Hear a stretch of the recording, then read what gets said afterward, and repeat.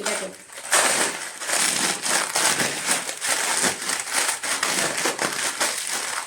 হয়ে গেছে। এই দেখে মশলার প্যাকেট তো ঢেলে দিলাম। এখানে দেখেন ভেঙে নিচ্ছি এরকম।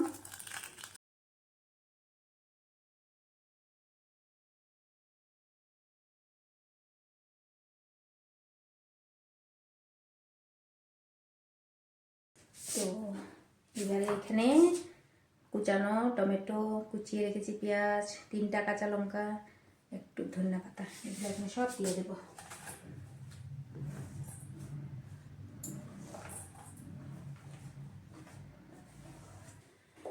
তো এখানে আছে তেঁতুলের রস, তো এখানে দিয়ে দিচ্ছি।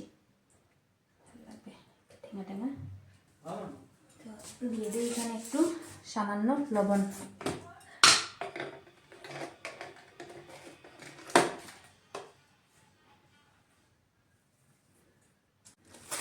দিয়ে দিই সামান্য একটু মুড়ি। লঙ্কার গুঁড়া অ্যাড করতে ভুলেই গিয়েছিলাম, একটু লঙ্কার গুঁড়া দিয়ে দিই, ভালো লাগবে, টেস্টি লাগবে।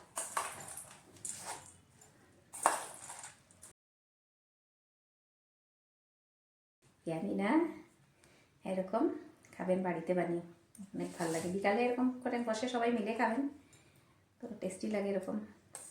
যদি আমার এই আলু মুড়ি ঝালমুড়িটা ভালো লাগে থাকে তো অবশ্যই একটা লাইক করবেন, কমেন্ট করবেন, শেয়ার করতে ভুলবেন না। দেখা হচ্ছে আপনাদের সাথে নেক্সট ভিডিওতে। টাটা।